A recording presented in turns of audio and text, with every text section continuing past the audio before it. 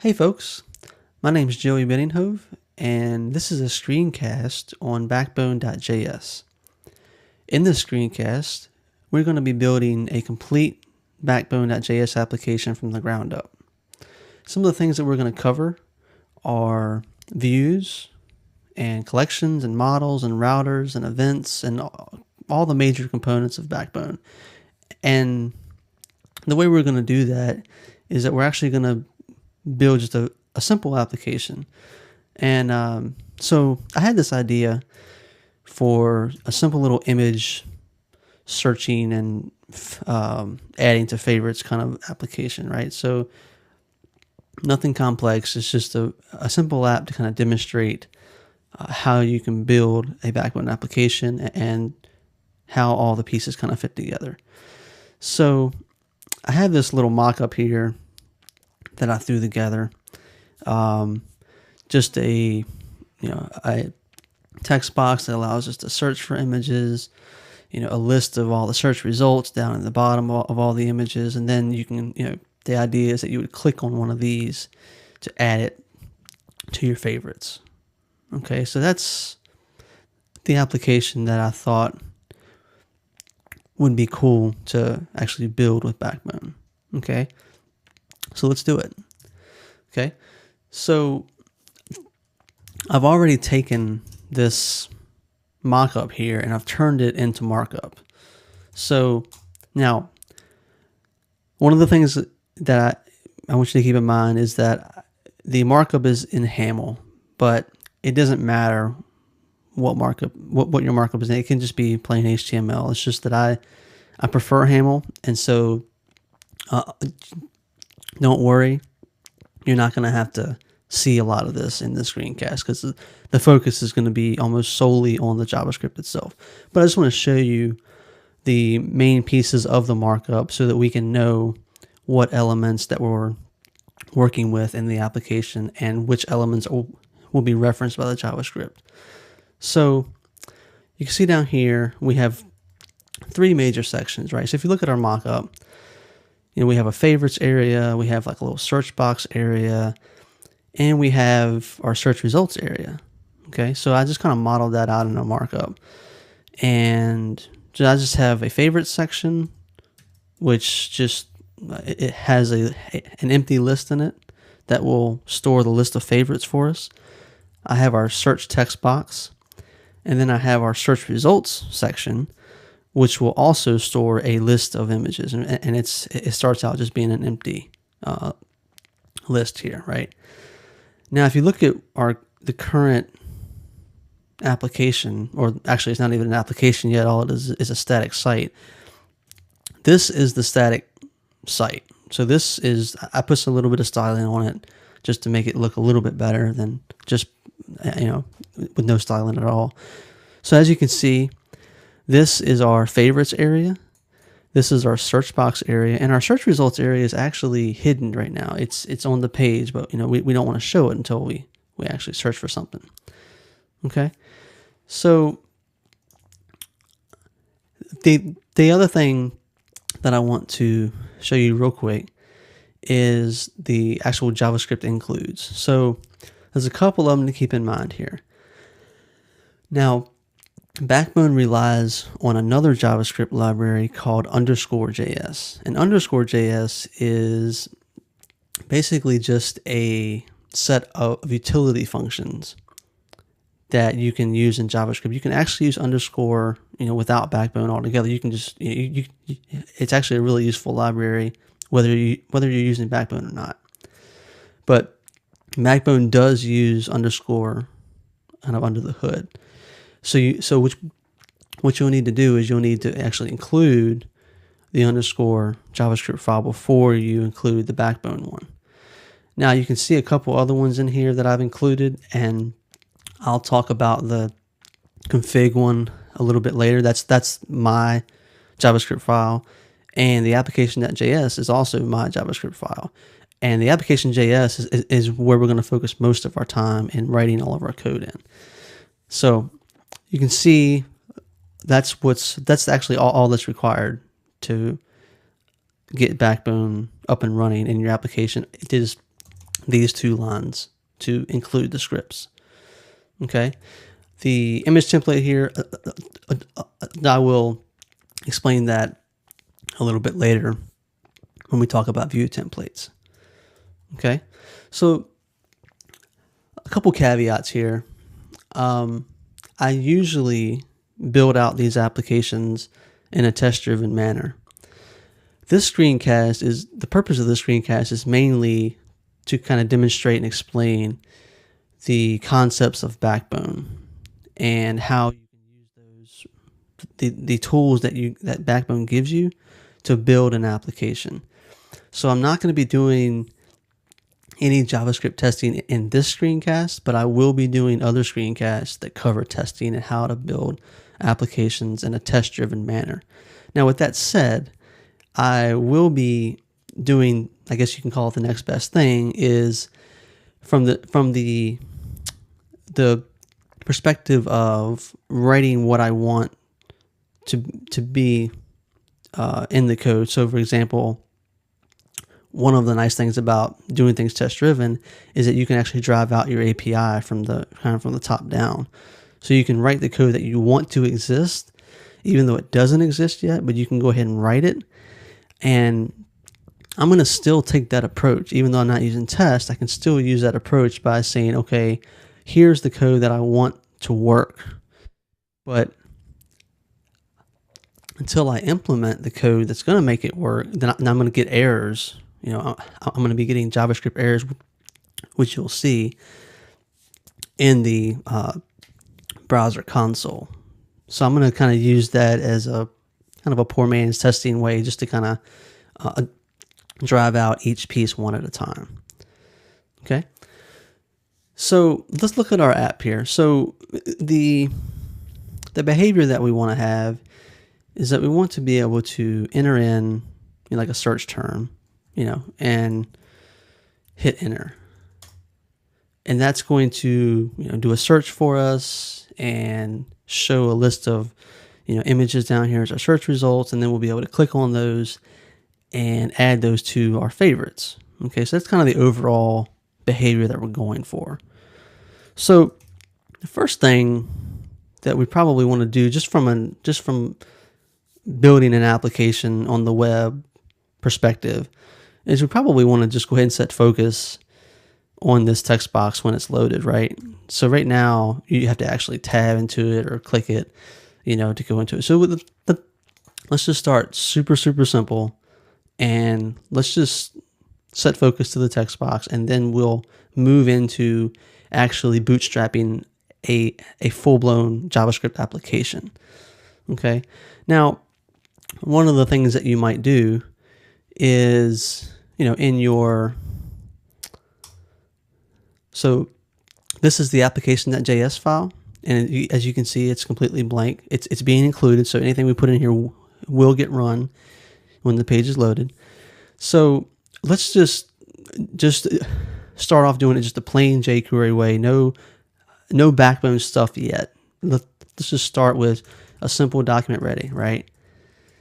So let's go ahead, create our document ready, and then we'll just say, search focus. So this will get us by, right, for setting the focus. Now, as you notice, the browser automatically refreshed because I'm using live reload. So I'm using some tools kind of in the background to automate the refreshing of the browser for us, so we don't have to worry about, manually refreshing the browser. So as soon as I change a file, as soon as I save the JavaScript or the view template or anything, it'll automatically refresh the browser for us, just to make it easier. So as you can see, and I'll just go ahead and manually do it just so you can see, if I refresh it, it sets the focus. So our JavaScript's running. This application.js file actually is being run right now. Okay. Well, let's think about this in terms of an application. So let's say we want to basically treat this area here, this, actually the whole page in this case, as a Backbone application. Well, one of the things that you might want to do is, again, going down the road of, writing what you want to be there before it's actually there. So I might want something simple just to get the app started, all right? So I don't know. So you can say, for example, so I'm going to put a JavaScript tag in here. Again, this is, you know, this is in Haml, so it's going to look a little bit different, but suffice it to say, this is just a place where you can just put JavaScript that gets run on the page. So I'm going to put a document ready in here. It's just a simple one. And I'm just going to say app start. Okay. So that obviously doesn't exist yet. So if I look at my console, get that showing here, you can see that we have an error because there's no variable app, right? There's nothing that we've declared that is named app. So we have an error. So let's go ahead and actually create that. So I'm going to say app equals just an empty object. So this will create an empty object for us in JavaScript. Okay. So if I do that, okay. So now it's saying we don't have a function named start on app, right? So let's just go ahead and create that. So I'm going to create a function called start. Okay. So, all right. So we have our app start. It's not doing anything yet. Well, let's go ahead and move our focus logic into that. And let's just nix this. We don't need that anymore. So let's say when the app starts, we want to set focus.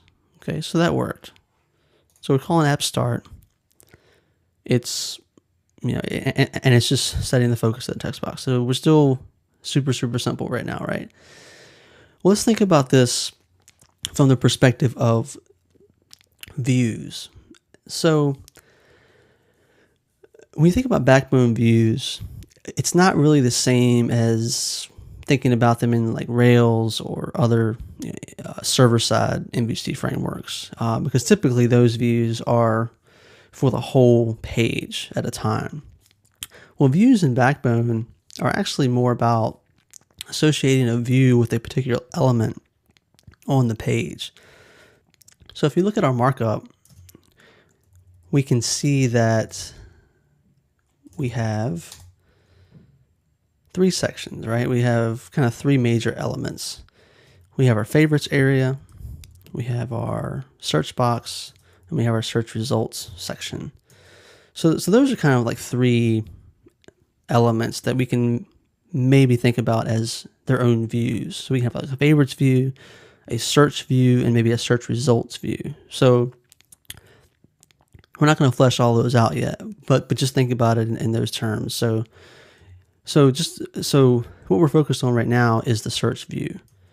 So the search element. So let's go ahead and move this logic for focus into a search view. So let's go ahead and create a search view in Backbone. So the way you do that is, again, what I'm going to do is I'm going to scope everything to our app. I guess you can call it a namespace, right? So you can basically scope it to that, just so you don't litter the global namespace of JavaScript. So let's say we're going to create a search view. And the way you do that in Backbone is you say Backbone view extend. Okay. So that's how you would create a view in Backbone. Okay. So views are associated with an element most of the time. Okay. There's a built-in attribute for Backbone called EL that you can set to represent, okay, this view I want to be associated with this element on the page. So let's just say that we want to associate it with that search box, which has an ID of search. Okay. Now, you can see that we already have some duplication here. So this focus probably doesn't belong in app start, right? Because now we have a view that manages our search box. So let's go ahead and say, okay, when this view gets created, then we want to set focus on that search element. Okay. So let's say initialize. Now, Initialize is a built-in function for Backbone that automatically gets called for you when you new up your new Backbone objects. Okay, so what we can do is we can actually move this down into our initialize, and instead of duplicating the string, we can actually just call this .el, because this .el is available to us because it's an attribute on the view itself. So we call initialize, we can say this el and just set focus to it. Now this is not going to work yet. As you can see, we don't have focus yet. The reason is because we haven't actually created the view. We've declared the view about what we want it to do, and just starting out, we want it to set focus on initialize, but we're not actually initializing it yet. And the way you do that is you just create it. So I'm just going to go to app start just for right now, and I'm going to say new app search view. Okay, I'm just going to new it up. Okay, so now our view is being created, initialize is being called, which is then setting focus. So now we're kind of back where we started, but we have a little more structure now to work with. So we have our search view in place. So now what we need to do is obviously enter a search term, hit enter, and get search results back. Well, the first step of that is to actually handle the event for enter. And so we'll have to handle key press and just catch enter and do something after that, right? So let's start with just handling that event for the search box. So there is built-in eventing mechanisms in Backbone that are quite powerful and very nice to actually use. And so you can declare events in your views. And so how you would do that is there's another built-in attribute called events on your view, and you can declaratively bind events in this view. So what this is going to do is, so we want to bind to the key press event for the search box, and then we want to do something when that event gets fired, right? So let's say we want to say key press, and we want to call some function that we don't even have yet. We'll just say we'll call it handle enter. It's good enough because what we want to do is we want to handle the enter key and then do something with that, right? So we have our event declared there. Now, what this is going to do is, since we've declared an element assigned to EL of search, this is going to automatically bind the key press event of that search input box, and then it's going to bind that event to this function called handle enter, which we don't have yet. So let's go ahead, as you can see, and I need to put a comment there. Now, you see event handle enter does not exist because we haven't created the function yet, right? So let's go ahead and do that. Okay. Okay. So no errors. It's not doing anything yet. It's not actually doing anything yet. So let's just say, let's just verify that the event's being fired. So let's just do a console log key pressed. So this is going to basically, log every time any key is pressed, not just enter, just for right now, just so we can see it in action. Okay, so you can see as I type down there in the console area, it's logging that I am pressing keys, right? Okay, so it's working, but obviously we don't want to log everything, and we don't want to catch every key press. We just want to catch enter. And so what you might know is that in order to do that, you have to catch the proper key code. So actually, one of the things about events is that the callback function that you assign to the event gets past the event arguments. So it gets past, I usually call it E, which stands for the event argument. So I'm going to say, I want to see what key code was pressed, just so you can see, how we might catch the enter key properly. So do this. So I'm going to say, okay, you can see that as I type, it's, showing me the key code. I'll hit enter. Okay, it's a key press 13. That's the key code for enter. So let's go ahead and catch that. So let's just say the only time we want to do anything is when the key code equals 13. Okay, so now we'll say, enter pressed, just to kind of show you, the difference. So if I type along, okay, nothing's getting logged, hit enter, enter is pressed, okay? All right, so now we have our, our basic function in here to catch enter. Now we want to do something with that, right? So we don't want to actually, do a lot of search logic in the view, because that's not really where it belongs. And let's talk about how we want to do our searching, because now we're to the point where we want to call something to make something happen, to do this search and show the results and and all that. Well, let's think about, what if we were able to do something like this? Search Costello in the URL, all client side, by the way. This is not a server side application at all. This is actually a static HTML file. So when you look at the URL and we have, a hash and then, more terms and slashes after that, you might have seen that in a lot of popular web applications like Twitter and Gmail and things like that. It's a way to basically manipulate the URL on the client, for the client side only. So let's just say we were able to do that. We might want to do something like, search /Costello, just to make it look nice and to have an entry point later on. Like if they wanted to bookmark that search, for example, they could do that. Well, Backbone gives you that ability. And the way it does it is using routers. So let's go ahead and start talking about routers. So let's assume that we have router in place. What you might want to do is something like this. You say this router navigate to that, that's something. So search something, right? So we're not even passing in the actual text that they enter yet, just to as a starting point, so we can see how this is going to play out. So we have a this.router navigate. Now this is not going to work, right?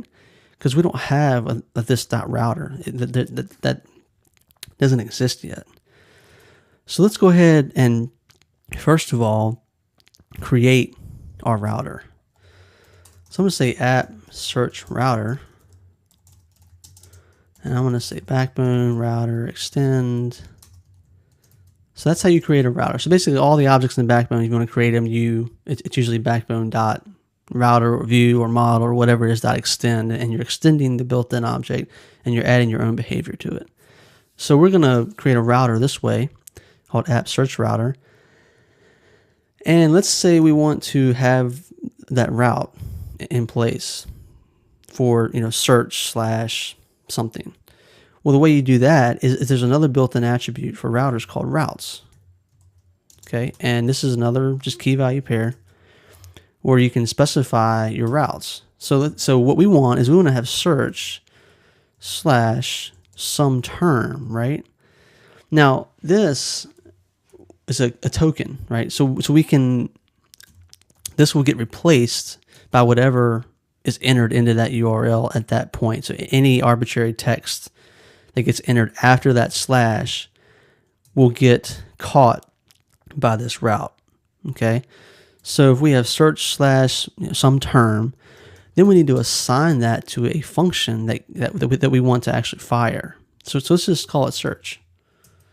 Okay, now that this doesn't exist yet, the search function does not exist yet. So let's go ahead and just create an empty one real quick. Okay, we'll use that in a little bit. This is just the empty search function. We have a route in our router.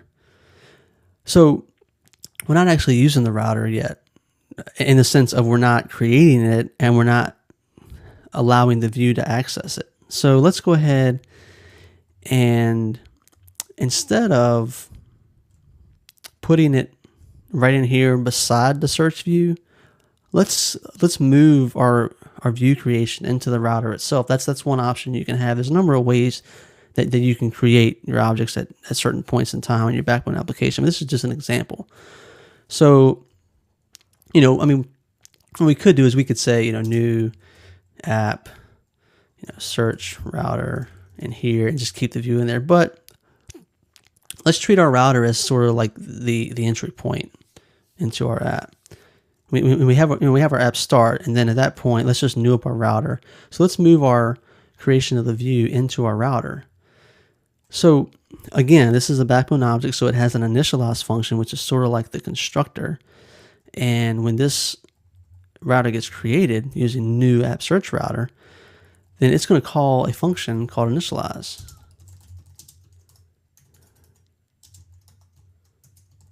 Okay, so in initialize, let's just go ahead and create our view right in here. The same way, it's going to have the same behavior because we're just newing it up from our router. Okay, now we still need to, forgot another comma, which is another thing that you'll run into a lot with Backbone using just regular JavaScript.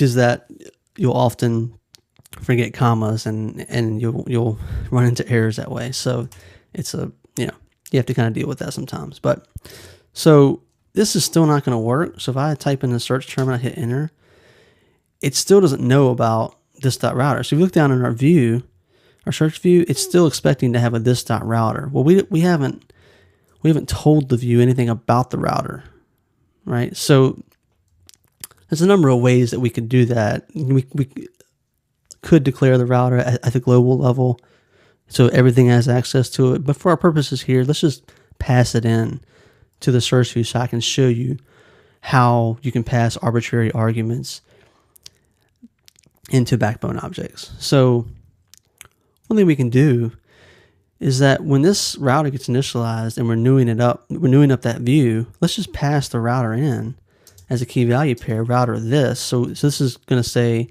pass in, this key value pair, a named, attribute called router, and assign it to this, which is the current instance of this router. Okay. Now what this is going to do is it's going to pass that in to our view, but it's not going to automatically assign it in a way that we can access it via this.router. That's something that we have to do in the initialize function. So the way you do that is we can just say this router equals, and in constructors, there's another special attribute called options. So you can say this.options.router. Now options will automatically have available on it everything that you passed in to the constructor that when you created the view, it automatically has those arguments available for you. And it actually uses the name, the key that you used for each one of those. So it makes it really handy to pull those off. So we can just assign this.router to this.options.router. So now we actually have access to it. So now if we say, enter in something, hit enter, well, you can see that it changed our URL, right? So that's working. We've got the ability now. When we hit enter in a text box, it fires a route and it actually changes our URL. Okay. So the next step would be to do something, right? I mean, changing the URL is great, but we want to actually fire off the search logic as well. So how might we do that? Well, we have our route in here for search term assigned to a search function, which is not doing anything right now. And I'm going to show you something here. If I put a console log, search fired, right? If I did this, you might expect to see it, right? I hit enter and it says search something. It changed the URL, right? But it didn't actually fire the function. Well, that's because by default in Backbone, when you call router.navigate, which again, navigate is another built-in function for routers that you can call. When you call navigate, by default, all it does is change the URL. It doesn't actually fire this callback function that we've assigned it. In order to have it do that, you actually have to pass a Boolean as a second argument to true. Okay. So now, if we go in here and we say, test enter, okay, you see it changed our URL and it also logged out that, search got fired. So now our callback function is being fired correctly. Okay. So now that we have that in place, now we want to do something in here, right? We want to do stuff in our search function. So let's think about this a little bit. We don't necessarily want to put a lot of search logic into our router because a router is just routes requests. That's kind of its purpose in life, is to just route things from and kind of coordinate the communication between the other objects in Backbone. So we don't really want to put a bunch of logic in here. Well, what if we created a separate object to handle that logic for us, of actually doing the searching? Well, it doesn't really belong in a view. It doesn't really belong in a router. So let's actually create a plain JavaScript object, not a Backbone object, just a plain JavaScript object. Now that's something that you want to keep in mind, is that just because you use Backbone doesn't necessarily mean that you need to use Backbone objects for everything. I mean, it's still JavaScript. It's still plain old JavaScript.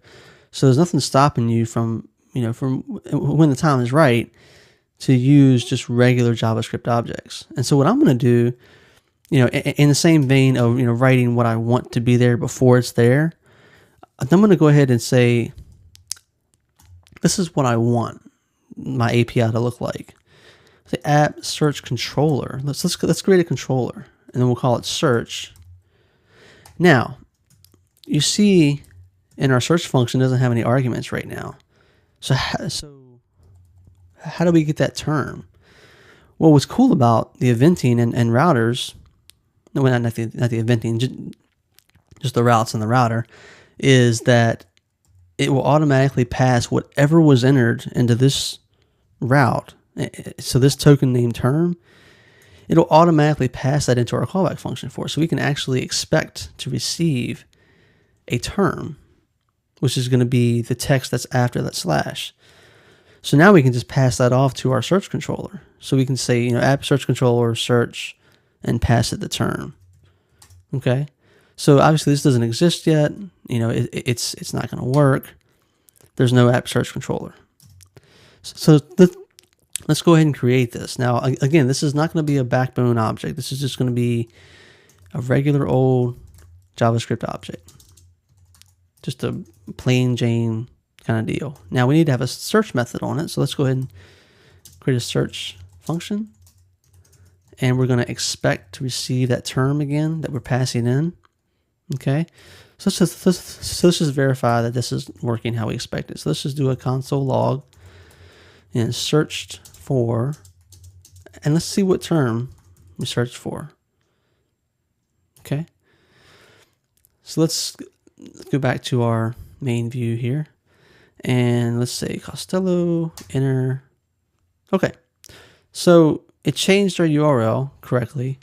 It also went through the chain and it fired the route, the callback function for the route, and then it called search controller. And so you can see that it searched for something.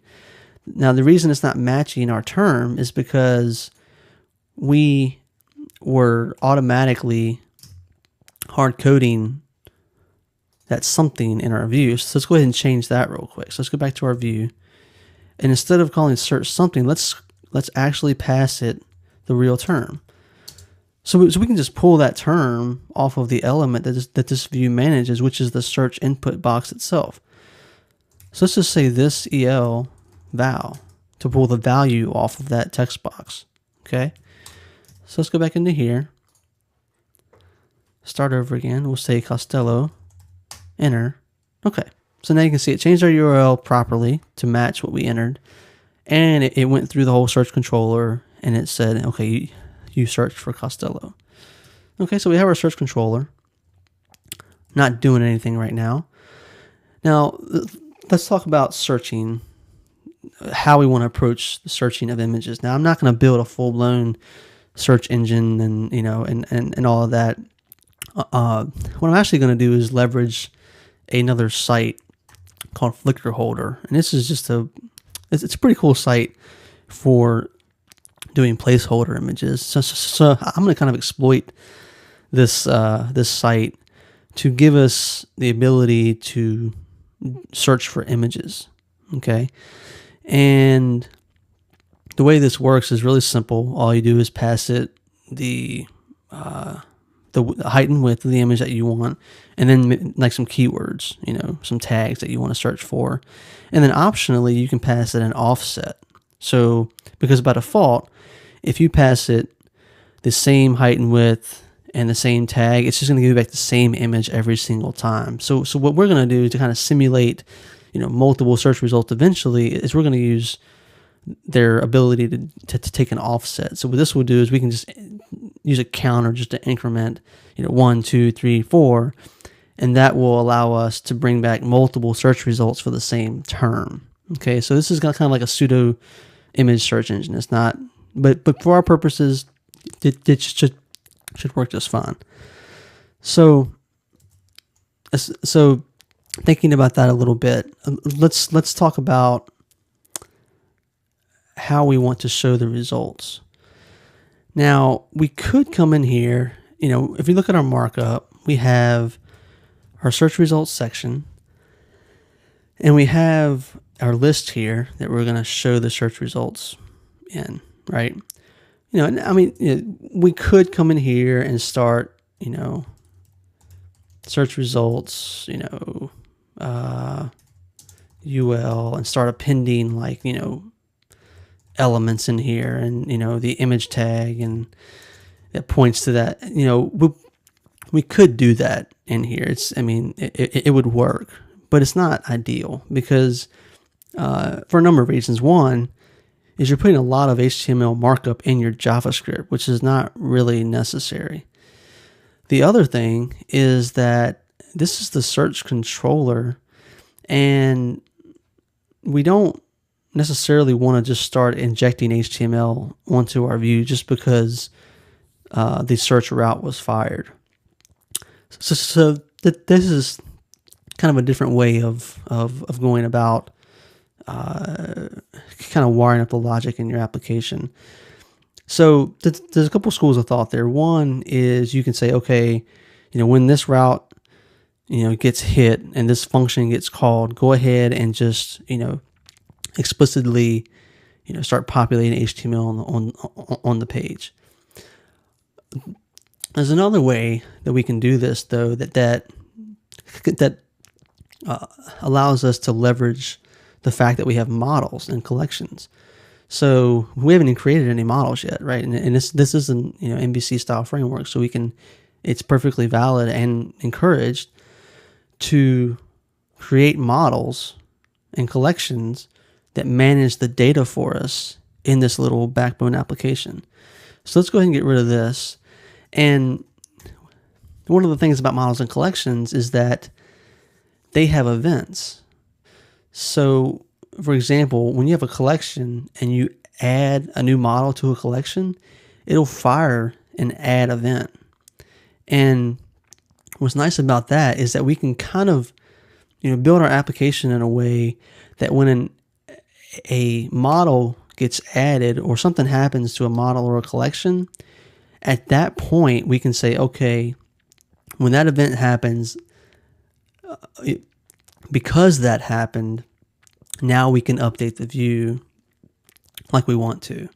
So we can actually subscribe to events on our models and collections, and as a result of that event getting fired, then we can update the HTML on our view, as opposed to coming in here and just not using models at all, and actually just start injecting HTML into the page, because it's one of the nice patterns you can get into is to for the most part only update the HTML in your view when some event happens on a model or a collection.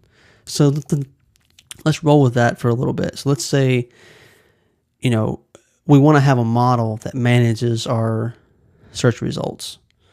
Okay, now we don't have a model at all yet. So let's just assume that we have a model and a collection in place, and how might we want to use our search controller to leverage that collection. So let's say we had an app search results, and so we wanted to add a new search result to that collection. And let's say we want to give it a term, and we'll just pass in the term that was already passed into us from the router. Okay. So this is assuming that we have an app.searchResults.add, or an app.searchResults there at all. It doesn't exist yet, right? So that's going to totally give us an error. Say enter, right? So app search results does not exist yet. So let's go ahead and create our app search results. Now this is going to need to be something, right? It's going to need to be some sort of list or collection or something. Well, let's say we want to create a new search result list. Okay. Once again, this does not exist yet. So let's go ahead and create that. Now, you see the way I named this, the naming convention that I just kind of use is that for instances of objects, I typically use camel casing, starting with a lowercase for the instance, and then for for the declaration of routers and models, things like that, I just use a regular Pascal case starting with capital, just to have to do it that way. It's just a pattern that I've gotten into, so I can kind of distinguish between sort of like a class in a sense, not really, but you can think of it that way, as the router here is a class, and then you can new up a router which gets assigned an instance of that class. You can sort of think of it that way. So we don't have this yet. Let's go ahead and create it. Let's say app search result list equals backbone collection extend. Okay. So we're extending the built-in object called backbone.collection.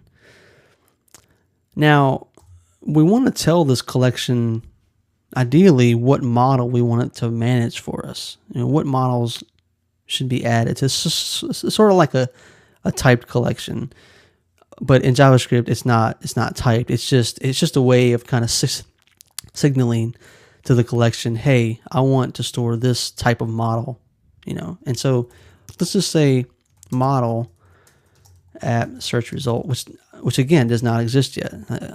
I'm going with the whole programming backwards thing all the way here. So model is a built-in attribute for Backbone collections, and that tells Backbone, hey, I want this model to be associated with this collection. So let's go ahead and create a model now, which is going to be very simple starting out with. So we're going to say Backbone model extend. Okay. So that's all we need. We don't need to put anything else in our model right now. You can put as much stuff as you want in there, other functions to call, logic. You want to leverage your models, but we don't really have anything yet to for that model to do, because right now all it's going to do is store the term that we entered for that search result. Okay, so now we have our our search result. Search results is being created as a search result list. Search result list is associated with the app search result, which is a model. Okay, so now let's go over to our app and let's see what we have. So let's go reset, and then we'll say Costello. Okay, now it changed the route. We didn't see anything because we didn't log anything, but we can go ahead and inspect the JavaScript objects right here. So let's say, what does app search results contain? All right, so let's look at this. App search results has an attribute called models on it. This is how collections and Backbone manage the models it contains. It is using an internal array named models. You can see that this array actually has one object in it, which is a good sign, right? So now we can say, okay, the first model in that array, now we can look at this model. So a lot of these are built-in Backbone attributes. The data for a model is actually stored on an internal attributes hash, which you can see here. So this is the first model that was added to the collection. The attributes attribute actually on the model, and you can see that our term is there. So we've successfully added a search result model to our collection. Now, another way of getting to it is without having to use the mouse to click and all that other kind of stuff, is you can actually just drill down and say models, the first one, attributes. And we can just look at that and say, okay, now we see, our term Costello is entered. So our model got created using the term that we entered. Okay. All right. So next would be, okay, so we need to actually show the results on the view, right? Well, if we look at our markup again, we have a section for search results, but we haven't created a view yet to manage that element. So let's go ahead and do that. So that way we have some place that we can, start building out the showing of the search results, the actual injecting of the HTML into the page, which we don't want to do here in the controller, but we want to do it somewhere. So, let's do it in a view. So let's say search results view. Okay. And we'll say backbone.view.extend. Okay, so the same way we did the other view. And let's assign the element the same way. Search results. Okay, so now we've assigned this view to manage the element with an ID of search results. Now, when this view gets created, we can leverage the fact that we have a collection that's already being added to. And as a result of that being added to, an event gets fired named add. So what we can do is, let's just say that when we initialize this view, the search results view, that we want to bind to our search results. So this is the instance, right, of the collection that we created. So let's say app search results.bind, and then we want to say add, and now we need to pass it a callback function that we want to get called when that event gets fired. So let's just call it render item, for lack of a better name. Okay, so what this is going to do is when this add event gets fired, it's going to call render item. So let's, obviously this render item function doesn't exist yet. So, if we went in here and then we said, blah, right? So this is not doing anything yet because we haven't actually created our search results view yet. So So for right now, let's just go back up to our router and do it the same way we did our search view. And we'll just new it up right in here just for right now. That's really all we need right now. Okay, search results view. All right, so we come in here, go back, blah. Okay, so as you can see, we're getting an error here, which is not very descriptive at all. But what this means is that we don't have a function yet for render item. So let's go in here and let's create a render item function, and we'll just do a quick log just to make sure that that everything's being called through the chain. Okay, rendering item. Okay, so now we'll say blah again. Okay, so as you can see, the URL changed.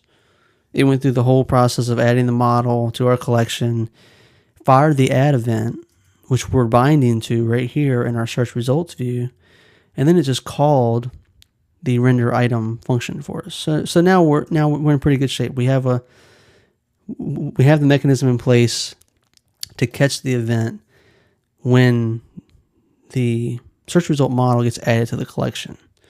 So now we can start talking about how we want to populate the search results, right?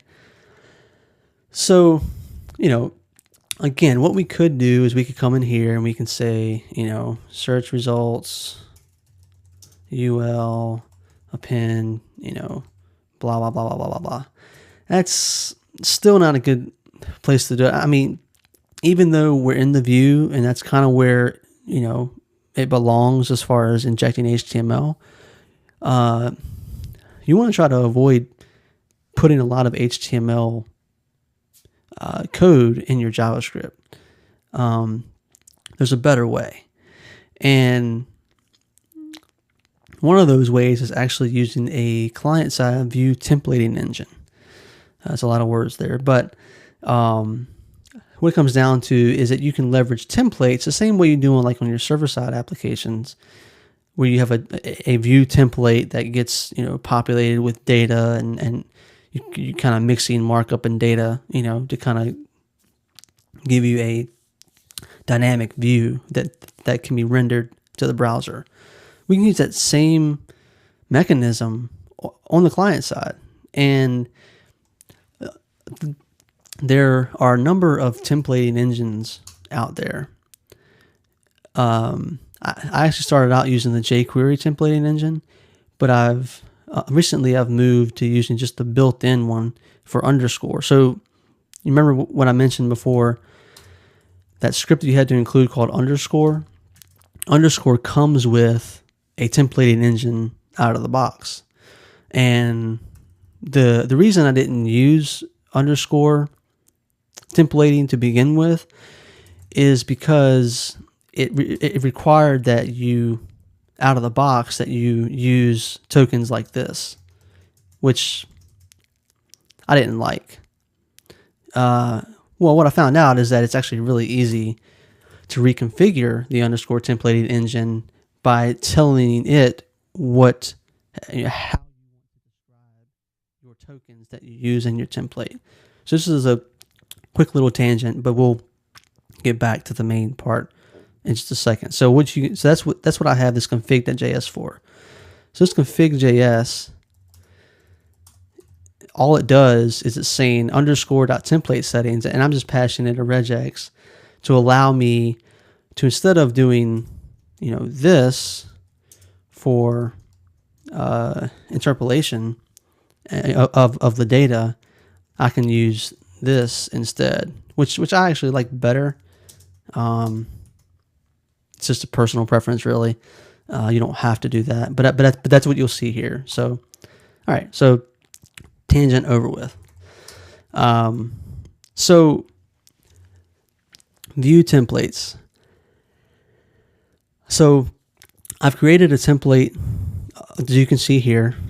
I've given it an ID of template, and I'm actually using a script tag of type text HTML. This is nice because it's not going to get rendered, to the browser as HTML. It's just a kind of a a place where we can stash away HTML that you want to use later on, which is useful for templating because this is a template that we want to use for each image that shows on the screen. So we already have our unordered list here, which is empty.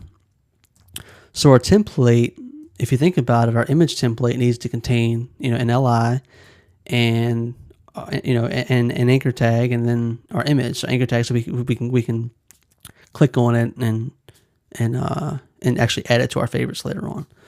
So our image here, image tag, has the Flickr holder URL, which I showed you a minute ago, with a height and width. And then you see what I'm doing here is I'm actually I have tokens in here that will get replaced when the template gets rendered based on the data that's in my models in my Backbone application. So we'll get to all of that in just a second. I just wanted to show you the actual template itself. So that's how you would write a template, for example, for the underscore templating engine. Okay, so instead of putting a bunch of HTML code in this function, why don't we just say I want to render out this template that we've already created, which has all the HTML that we want, and that'll keep the responsibilities where they need to be. It'll keep the markup right here in the view,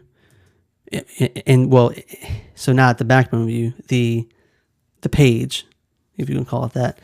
So it'll keep the markup in the page, and it'll keep the logic of what data to inject into that part of the page in our JavaScript, since that's where our models are located. So one of the things we can do is we can say template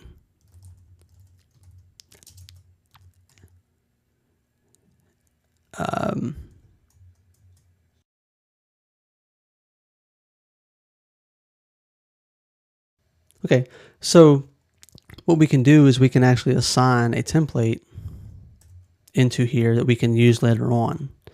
So we have an ID for our template, right? Image template. So let's say we want to stash away a template for later on. And the way we do that is we say underscore.template, pass in the element, the ID of the template that we want to use. And in this case, it's image template, right? And we'll just grab the HTML. So this is going to store away the template that has the HTML, still with the tokens in it, that hasn't replaced any data yet. It still has just a raw template HTML that we can use later on. Okay, so now that we have that, one of the things that we can do is we can actually say this template and call it as a function. So the result of this call right here actually returns another function that you can call. And this is used so you can pass your data into it. So we have our template. We already have a model that's been added to our search results, which is our collection. And one of the things that it does is when you assign a callback to this add event, it'll automatically pass in the model that was added, and it'll actually also pass the collection, but you don't have to receive that. That's just an optional one, but if you need it, then it will. But all we care about is the model, right? Because we want to render the item for the model that got added. So what we can do is we can say, I want to render this template and pass it some data. I'm going to pass it the model. So this is kind of weird, but essentially this is the name that we're going to give it that we reference in the template, and then this is the actual model that was passed into here. Okay, so this will take the raw template HTML and inject the data into that for us.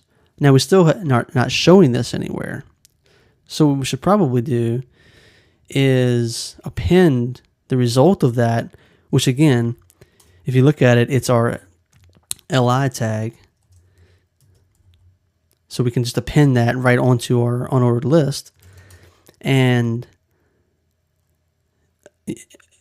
so we have our HTML there. And now what we can do is we can just say, this $, which this is another thing that you kind of get out of the box with Backbone, is it gives you an accessor, this $, for jQuery, for example. And this is a special way because it actually scopes it into the context of this element. So anything that you put in here will only get found if it's inside of this search results element. So if we look at our view again, our page, we see that we have our search results section, the ID, and then in that section we have a header tag, and then we have our UL tag.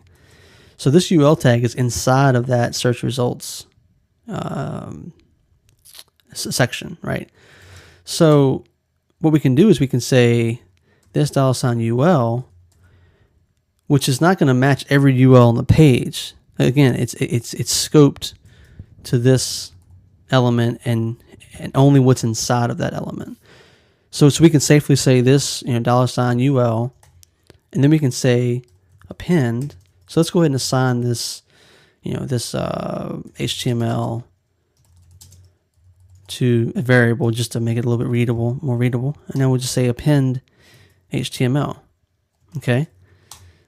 So we are taking our template, we're injecting the data into it, and we're appending the resulting HTML onto that UL element. Okay. Now, if we go back to here and we do a search, it's going to error.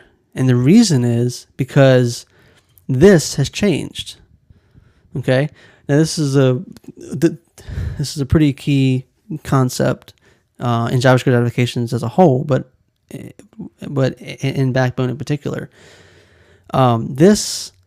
The keyword this in this function is not actually the view, because the context has changed, because it's a callback function on the collection. So one of the things that you can do is when you bind the event, you can pass in a third argument to give it context that you want, because we want this to actually be the view. We don't want this to be the collection, which is what it is now, right? So we can pass in a third argument here as the context. So this is going to say, okay, I want this to actually be the view. So now if we go in here and we do a search, okay, so we haven't actually shown that search results area right yet. It's still being hidden. So let's go ahead and show that. EL show, so we can see if we're actually getting any results yet. So let's go ahead and go back and Costello. Okay. All right. So as you can see, we have our first search result showing up on the page. Okay. So we searched for a term, changed the URL, went through the whole stack, fired the route, controller, ran the search, rendered out the template for us, and showed the result. So just so you can see, I can go ahead and say Abbott, and it brought back the same image. And if we say star, so right, so one of the problems that we have now is that our search results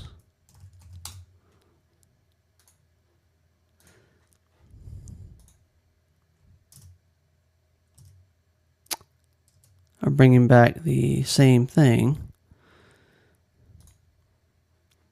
All right, so this is not obviously working how we want it to. So let's figure out what's wrong. You know, this is a live coding session, right? This is not scripted or anything like that. This is totally live. So, you know, things happen like this. And I actually know what's wrong here. So one of the things you have to do is you have to convert the model to JSON explicitly when you pass it into your view template. Okay? So let's see if that's going to fix our problem here. So let's say Abbott. Okay. It's taking a minute to call the Flickr holder site, you know. And let's say Costello. Okay. Taking a second to load that. Oh my. Okay. That's not what I wanted, but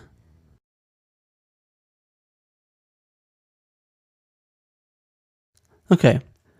So I actually know what's wrong here. Is one of the things you have to do is you have to call to JSON on your model, and you have to call that explicitly so that the view template is able to parse it correctly and show the proper or inject the proper data from the model into the template. So now if we go in here and we say, you know, we'll just dog. Okay. Search result. It's taking a second to do that. Now let's say let's search Backbone. Okay. So it's loading that image in there. It's a little slow because it's using the Flickr holder. Okay, so we're getting our search results in here now, and it's being populated correctly. Okay, so what's next? Well, let's go ahead and say that we want to, you know, have the ability to click one of these images and add it to our favorites. So let's go ahead and get that wired up. So we have our area here for favorites, but we don't have a view for it yet. We'll get to that in a second. So we want to wire up some sort of event when this gets clicked to add it to our favorites. Okay. So let's go ahead and say that when that element gets clicked, let's add a new model to our system that will allow us to store the list of favorites. So let's say after we render the item, then we want to so let's just change this around a little bit, and we'll say after we render that out, let's go ahead and say, you know, this. Actually, you know what? Let's change this around a little bit, because actually this should be its own view. So one of the things you can do is Backbone views will generate elements for you on the fly. Like, you don't have to always associate it with an explicit element. You can create views that will generate an element for you. So let's go ahead and cover that. So this is kind of this is, like I said, this is totally live. So let's just kind of do this on the fly here. Let's say that instead of doing all of this in here, and we have our image template, let's say that we want our render item to call another view. Let's say new app search result. So a singular result view. Okay. So let's go ahead and assign that to our view. And let's say once we have that available to us, then we'll do a view, we'll do a this UL append HTML. So I'm going to say view.el. Okay. So we'll move this in a second. So let's assume that we have our view, and then we have our this $UL append our view element. So the view here is the search result view, which we haven't even created yet. So let's go ahead and create that, and I'll show you how you can use views to generate elements for you. Result view equals backbone.view.extend. Okay. Now, instead of using the EL attribute to assign it like an ID, we can say, okay, we want to generate a certain type of element here. By default, views will generate a div tag. We don't really want that in this case because we want this search result view to represent one list item in that list. Okay. So we wanted to generate an LI, not a div tag. So we can tell it to do that by using the tag name attribute. So tag name is another special attribute for Backbone that we can use to tell it which type of element we want to generate. So we're just going to say LI. Okay. So now anytime we call view.el, it's going to automatically generate an element for us of type LI and give us that back as the EL attribute on this view. Okay, so we need to, do something like with this view. It's being newed up right now, and we're calling view.el, but we're not doing anything on it. So let's say we want to have an initialize on it, and we want to use the template in this view because the template is really representative of one of those list elements. Okay, so let's say we want to move this into our search result view, the singular view that represents that one list item. Okay, so now we have access to our template and our initialize. And let's say that in this particular case, when the view gets created, let's just go ahead and render out everything and make the output HTML available on the element. Okay, so one of the things that we're going to have to change right off the bat here is, since this is going to generate the LI tag for us, we need to take it out of our template because otherwise it'll actually get nested in and add it twice. Okay, so let's take that out real quick. All right, so now we just have our template just contains the anchor tag and the image. Okay, so now what we can do is, let's just say when this initializes, we'll just go ahead and call render. Now render actually is a built-in Backbone function for views as well. The default implementation of the render function is actually to render nothing at all. So it's just that this is sort of a convention for Backbone views, and the render method is something that is built into Backbone. So if we want to change that, then we need to implement our own version of it to do something. So if we want to do that, then we'll say render function, right? So we want to render it. So that way we have our template, and we want to take the data, which we haven't even passed in yet, and render out the template HTML like we want to.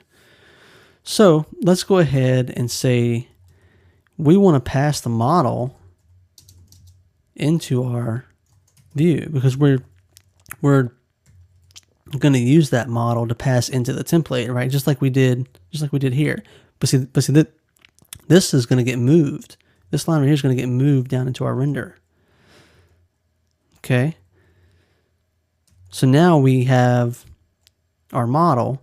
Now, one of the things, there are certain special arguments that automatically get assigned to this dot inside of Backbone objects. So it's sort of a convention in place where you can say model, like a model or a view, certain ones like that are automatically assigned to you. Just like, remember how we did with the router, we had to manually assign, the router to our, to actually make it available, in our search view. Well, you don't have to do that for like a model, for example, as long as you use the name model as the key. So if we go back down here, we can actually say this dot model because we passed it in up here as an argument to the constructor, which will automatically assign it to this dot model. Okay. So we have our rendered out HTML. So now let's say this.el. Well, what is this.el going to be? Well, it's going to be the li. It's going to be the element that it created for us on the fly. So now what we can do is we can say this.el append HTML. Okay. So now if we save all this out, I'll show you why we did this in a second, why we broke it out for a particular reason. A number of reasons. One, to show you how you can use views to automatically generate elements for you. So let's just make sure that we're back to where we started here and that this thing is working like it's supposed to. So let's go ahead and search for dog, search for Backbone, search for JavaScript. Okay, it's going to take a second to load that new image because these other ones were cached. Okay, so our application is actually still working. Make sure we don't have any errors here. Okay, no errors. Okay, so we're good to go. Okay. Well, now that we have this kind of separated out a little bit nicer, one of the things we can do is make it easier to bind to the click event for our images, because the behavior that we want is that we want to be able to click these images and add them to our favorites. Okay, so we can use declarative events in our view to handle that for us. So we can say events, and let's declare an event, click. Now, we don't want to fire this when the li is clicked. We want to fire it when the anchor tag is clicked. So the way we do that is we just say click A. So this will scope it down to anything under the li. So this will say find an anchor element underneath of this particular li, not all the li's, just the particular one that this one is creating for us. Okay, and then we want to assign that to, let's just say, image clicked or add favorite. We'll just say add favorite just for right now. Okay, and let's make sure, let's get that function in place.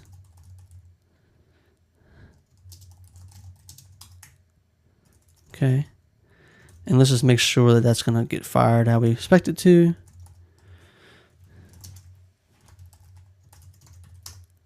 Okay, go back into here, search for dog. All right, cool. So now we're clicking our image. We're able to add the favorite in there now. Okay, so now we want to do something with the favorites. We haven't done anything with the favorites part of this application. So let's create another model, another collection for us to store a list of favorites for us. But first, let's write what we want to actually, see.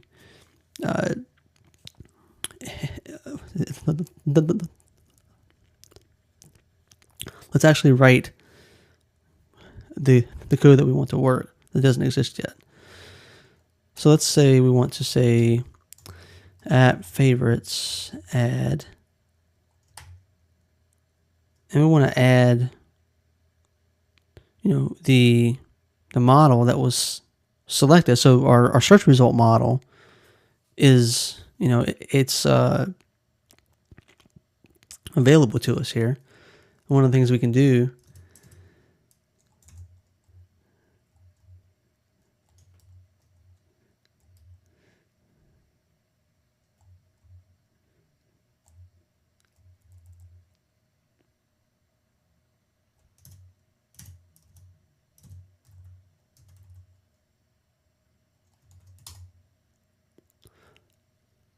so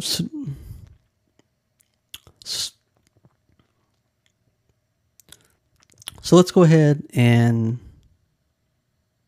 put the logic in place to add a favorite. And so let's go ahead and create a model in our collection to store a list of favorites for us. And but first, let's create the code that we want to call to get that favorite, added. So we can say app favorites, which doesn't exist yet. And then we can say this.model. Okay.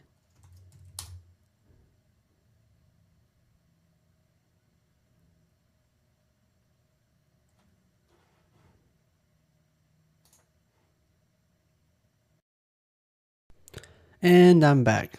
Sorry about that. I had to take a quick little water break. So because I'm doing all of this and like I said, this is a live session, just me building an app from scratch. So needed a little bit of water. So we left off by having the ability to search for images, dog, which that's not really a dog, but I'm not really sure. But it actually is, that's calling the Flickr holder site for us. So we left off with the ability to click this image and call our function that we're going to put our logic in to add our favorite. Okay. So let's go ahead and do that. Let's say we want to have some sort of collection of favorites, and we want to add in the one that got added. Well, we actually have access to the model at this point because it was passed in when this view was created. So let's go ahead and say we want to add that model to our favorites collection. Okay. All right. So now what we can do is we can leverage the same mechanism for the eventing. So when a favorite gets added, we can listen for that event and then render out the proper HTML that's necessary to add it to our area up here for our favorites. Okay. So what we need though first is we need a view that manages this area for us. And we also need a model and a collection as well. Right? So actually let's go ahead and add the model and collection so that we can verify that the favorites is getting added to for us. We can test that out using the browser console. So let's go ahead and create our favorites, which is going to be a new app favorites list.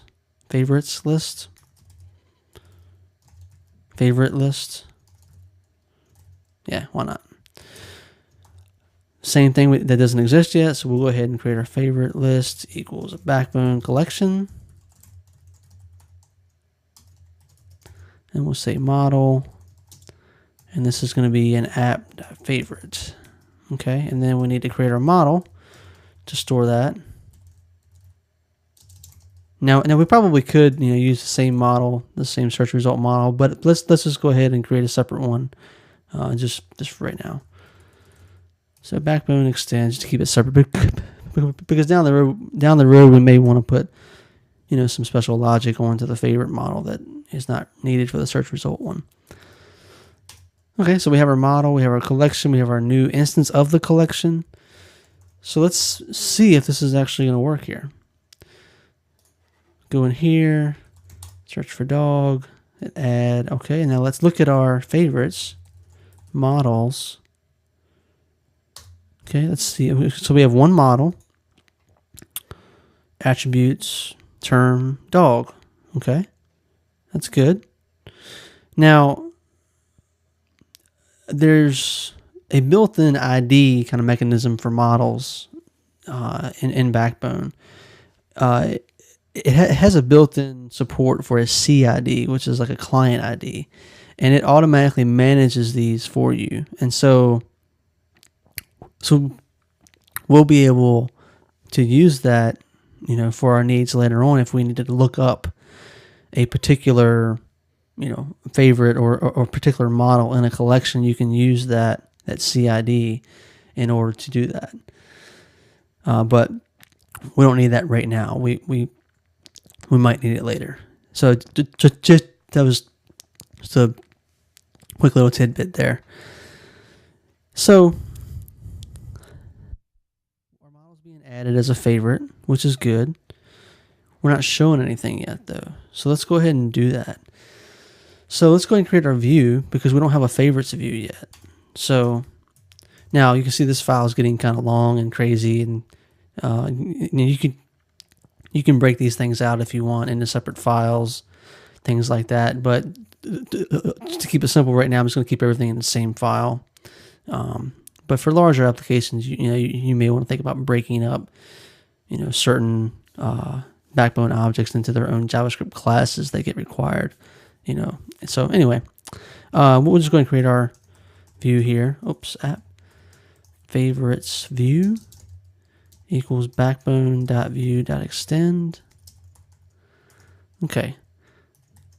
Now this is going to be associated with the favorites view, right? So we have our favorites section, and then we have the same sort of structure actually as the search results. The unordered list that's empty.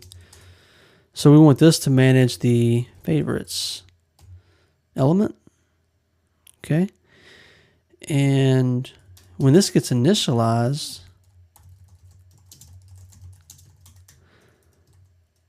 we want to bind to the favorites add, and we want to render that item out. Okay, so this is the exact same pattern that we went through with the search results view. And, more than likely this pattern could be refactored into, a common view of some sort that could be reused by both the search results and the favorites view. But for right now, we'll just keep it just kind of how it is, just so you can understand the concepts. And this would be a good little reiteration for the pattern that we use in the search results view. So we have our bind here on our add, and then we're passing that a render item callback, which we still need to create. And then remember the problem that we had last time with the context where this changed. All right, so we want to go ahead and make sure that we're passing in the right context to make sure that the render item function, we can use this properly. So let's go ahead and create that function. Okay, and you remember that as a result of that, the model gets passed to the function callback that got added. So we have access to that. Okay, so we do the same pattern here. And it's already being shown that elements, we don't have to, call this .show or anything like that. It's already being shown for us. So all we have to do is we'll just go ahead and assume that we have another view for like the individual favorite, just to keep it the same. Favorite view. We'll pass in the model, And we'll do the same, this, ul append view.el. Okay, now another way we could do this is to call view.render and then return the el in the render function, which is actually kind of a convention that that you'll see. It's a good idea to do that. I'm just showing you a different way where if you have a simple view and you want it to be rendered immediately when it's created, then you can just call view.el, because when that view gets created, in our case, it's going to automatically get rendered. So you can do it either way. Okay, so now we need to obviously create our favorite view, which is one of those items that's going to be shown in this list here. And we'll say extend. Okay. Now again, this is not going to be associated with a particular element. This is going to be this view is going to create an element for us. So we'd say tag name li, just like we did in the other view. Okay. Now when this gets created, oops, we want to go ahead and render it for one, but we need to set the template, right? So we have the same template that we're going to reuse for showing the favorites, just like we did for the search results. So we'll do the same thing. Template equals, oops, underscore template. And this will be image template, HTML. Okay, so this gives us the raw HTML again. Now, we have our render function that we need to implement, right? So now we need to say, this. So let's grab the HTML first. So the HTML, this template, then we need to pass in the data, which, if you remember, it's automatically made available to us because we're using the key of model and we're passing that into the favorite view when it gets created. So now we're going to say, model this dot model dot to JSON. Remember, this is the step that I forgot last time. So now we're passing that model into the template so that the proper data can be set in the template. So the tag, the image tag points to the right tag for Flickr holder, and it kind of simulates an image search. Now we can just say the same thing, append HTML. Okay. All right. So we just wrote a lot of code there. So let's make sure that we're straight, that we're kind of working how we need to here. So let's go over here. We'll say dog. Okay. We'll click that. Okay. Now, this is not working. The reason it's not working is because our favorites view is not created. It hasn't been initialized by anything. Okay, so we need to do that. So we'll just go ahead and do that also in our router. I can find our router here. There we go. So let's go ahead and create that in here as well, just to make it simple. Okay, let's see where that gets us. Okay, click dog. Okay. So we have an error here. Now this is probably related to this changing again. So let's see if our context is right in our favorite view here. So if this template, this render, our favorite view. I actually have to call new on it, obviously. So let's try that again. Okay.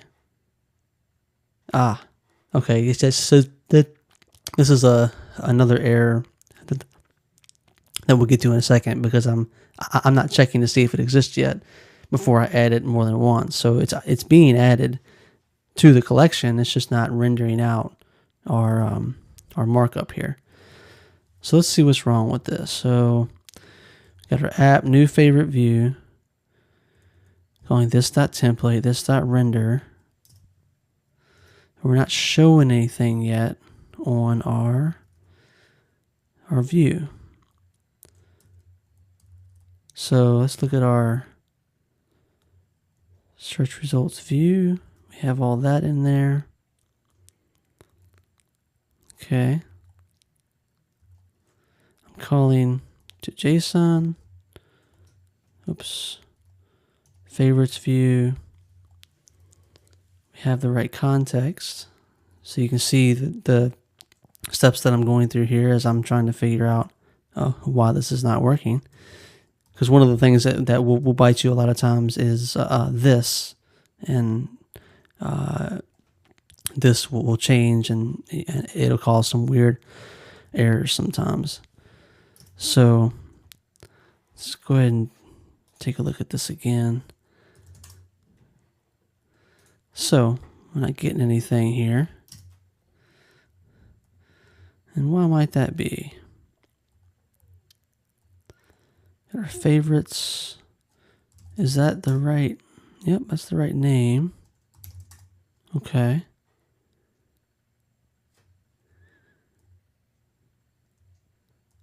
This UL. Okay. All that's correct. So yeah, it's just the same thing as our search result view, but it's not rendering that out, is it?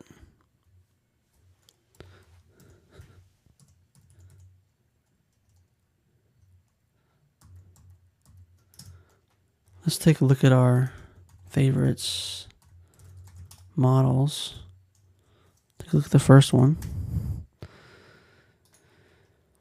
Make sure we have things straight here. Okay, so we have our model added properly. So let's go ahead. Let's see if this is even getting called, because obviously something's not getting called here. Let's see if our render is getting called over item. Rendering favorite. Okay. So let's go dog, click. Okay. So we're rendering a favorite here. So this is being called. We're just not rendering the element out properly. So we're not appending that. That's right. That's right. So what do we have? Did that. Oh, it's not even being shown yet. That's, or is it? Yeah, I think it is.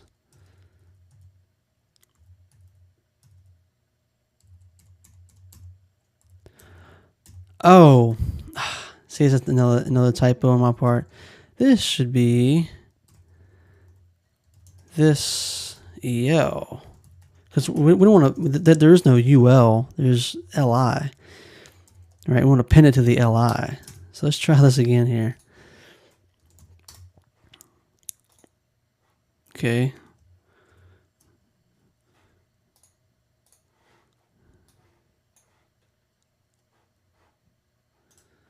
Now, do we have?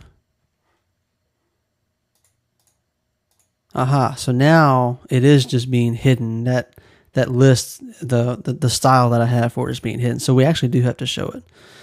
So that's fine. All we have to do here is say this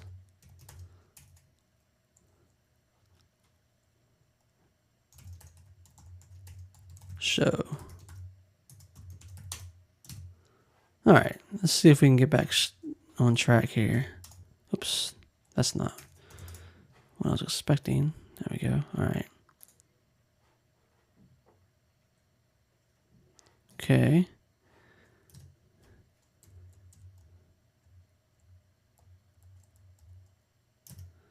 So we're still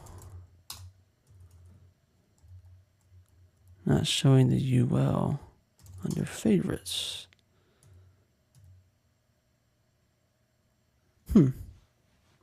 Interesting.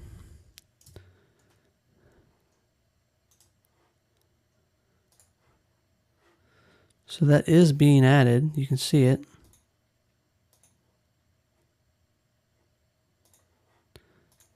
But it's not calling our show properly here.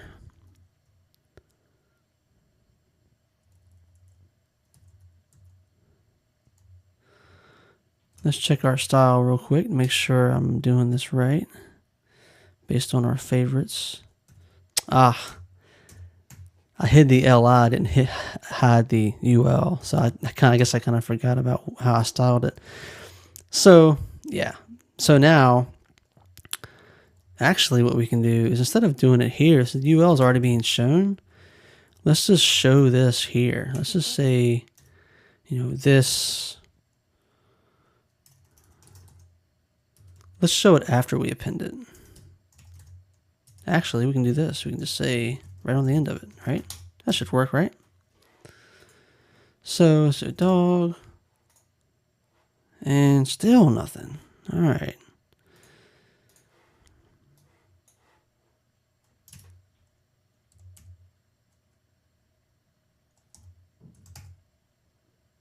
Okay.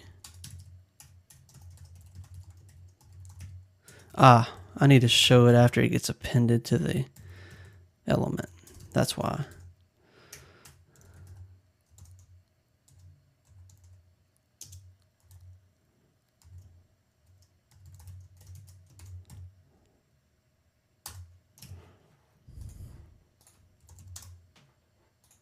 There we go.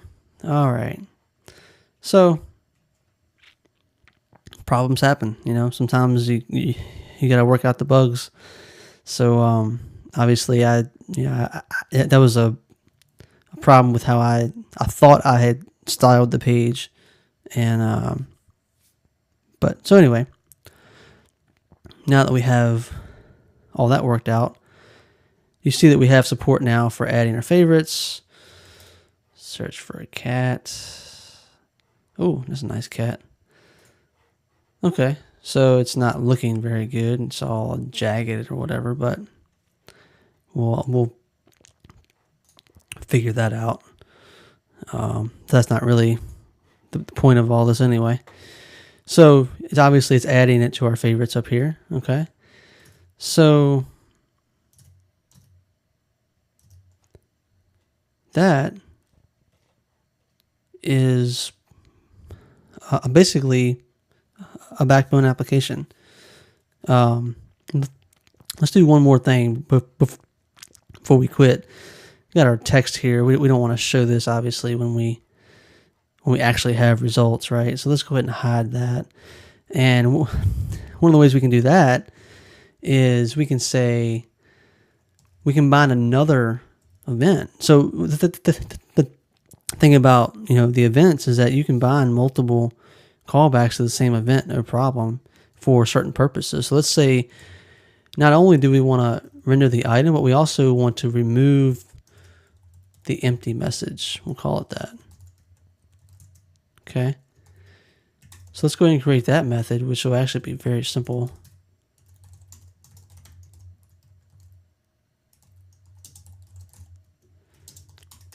We don't even need to accept the model on this one at all. All we need to do is hide, I think it's the p tag, Yep. So that little p tag that just kind of shows an empty message. Let's just go ahead and hide that. And we'll use this this $sign p hide. Okay, let's see how this looks here. So let's go with dog,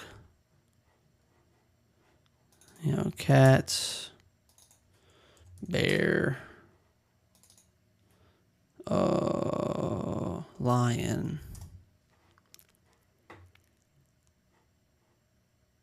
Okay, start adding these to our favorites. Get this out of the way. That's, sea lion, okay. So as you can see, I haven't seen these at all. This is totally new to me. But okay, so we have a little bit of styling issue there. But as you can see, we're able to add our favorites, up to the top, it's all managed behind the scenes using Backbone models and collections. And that's a basic Backbone.js application. It's very simple.